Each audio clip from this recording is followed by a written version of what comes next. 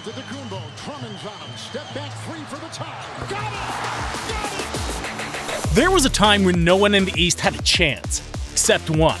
And that team just happened to be the one with LeBron James on its roster. The Akron legend managed to carry his teams to the NBA Finals 8 times in a row. 4 as a Miami Heat player, and 4 as a Cleveland Cavaliers player, establishing his dominance as one of the best players in NBA history, and of course, the King of the East. But times have changed. The King's departure to the Los Angeles Lakers in 2018 finally opened the door for the other 14 franchises, and since then, the conference has been very hotly contested. As many as 4 different teams have managed to win the conference in the 5 seasons since. The Toronto Raptors, the Milwaukee Bucks, the Boston Celtics, and the Miami Heat on 2 different occasions, although only the Bucks and Raptors have managed to lift a Larry O'Brien.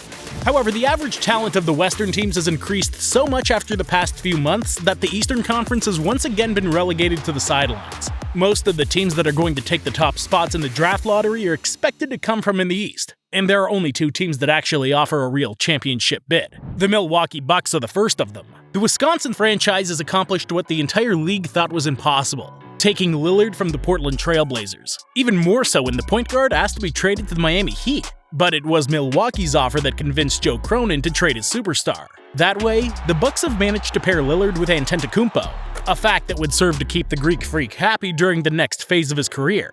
The loss of Drew Holiday will be noticeable, especially on the defensive end, but Milwaukee already has a solid core on that side of the court with players like Chris Middleton and Brook Lopez. So after the disappointment they suffered in the first round of the playoffs last season, the only expectation the team has is literally to win another championship.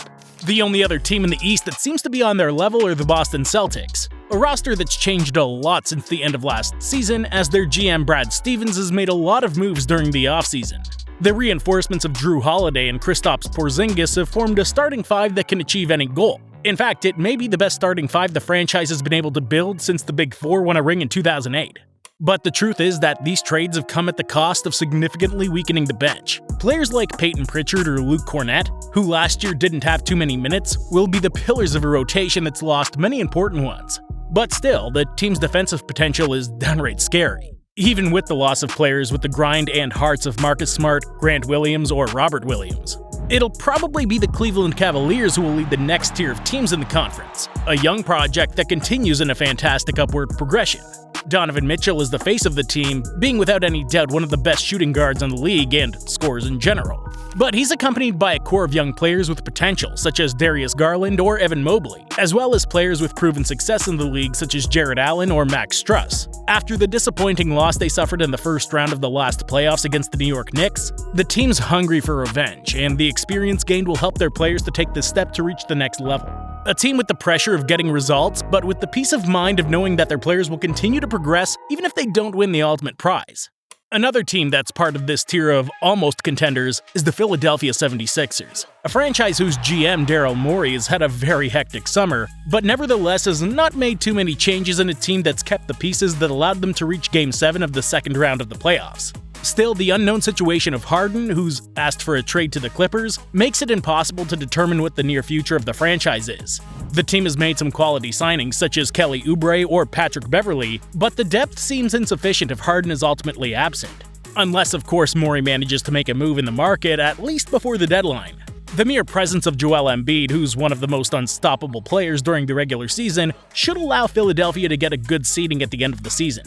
The team that managed to win the conference last year, the Miami Heat, had a very disappointing summer. After Damian Lillard chose the franchise as his preferred destination, Pat Riley was unable to meet the demands of the Portland Trail Blazers, and that resulted in the Heat being unable to move in the market, losing important rotation players such as Gabriel Vincent or Max Struss during free agency. If Miami starts the regular season with the current roster, as it will presumably do, it'll be very difficult for them to repeat the feat of the last few months. However, if we've learned anything, it's that you should never count out Jimmy Butler and Eric Spoelstra. Never. The New York Knicks also had a season above expectations, making it to the second round of the playoffs for the first time since 2013. And this performance was thanks to the performance of their 2 stars, Jalen Brunson and Julius Randle. Brunson had a great season at the helm of the Knicks after signing a controversial contract that, over time, has proven to be a great deal for the Big Apple franchise. And in addition to Randall, the draft has a young core that can compete head-to-head with the Cleveland Cavaliers one. Quentin Grimes, R.J. Barrett, Mitchell Robinson, or Emmanuel Quickley are players with potential to make a difference. But the Knicks are a franchise that are in an upwardly competitive spot, and should fight for home court advantage. Meanwhile, their biggest rival in the Eastern Conference is about to face a new campaign without having made many changes to their roster. Trae Young's Atlanta Hawks managed to make an incredible playoff run in which they reached the conference finals just 2 seasons ago. But the last few months have been difficult for the franchise. DeJounte Murray's performance, while good, has not helped elevate a team that has lost the services of one of its best players, John Collins, but the team will really make a leap forward if the pieces they've acquired to surround Trae, such as Sadiq Bey, show a good chemistry with the point guard. These 7 teams should clinch their postseason berth because of the lack of competition. But there are a few teams whose talent is not that far removed from these franchises. The Toronto Raptors lost one of their best pieces, guard Fred VanVleet, during free agency, but they quickly signed the MVP of the last World Cup, the German Dennis Schroeder, to replace him.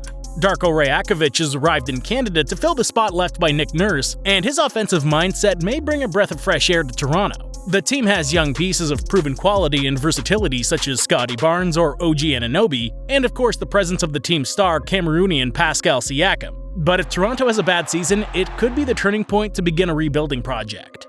One of their direct rivals for a place in the playoffs will be the Chicago Bulls. The franchise has remained immobile for another summer and will continue to rely on the play of its 2 stars, DeMar DeRozan and Zach LaVine.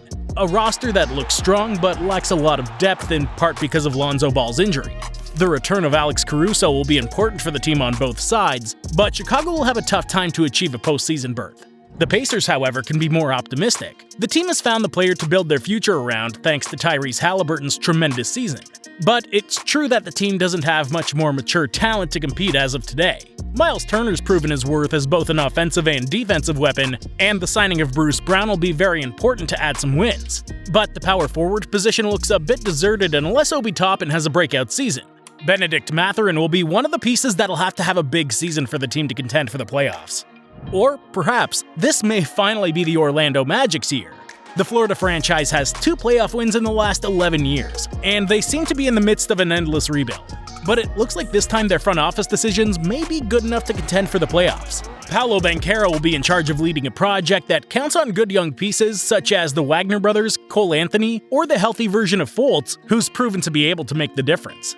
And the last team in the East that should be in the fight for the playoffs are the Brooklyn Nets. A team that in the last 18 months has traded away its 3 best players, but in return has received a lot of assets and players with potential that's allowed them to accelerate the rebuild. The most notable is Michael Bridges, who last season averaged 26 points per game in the 27 games he played in Brooklyn.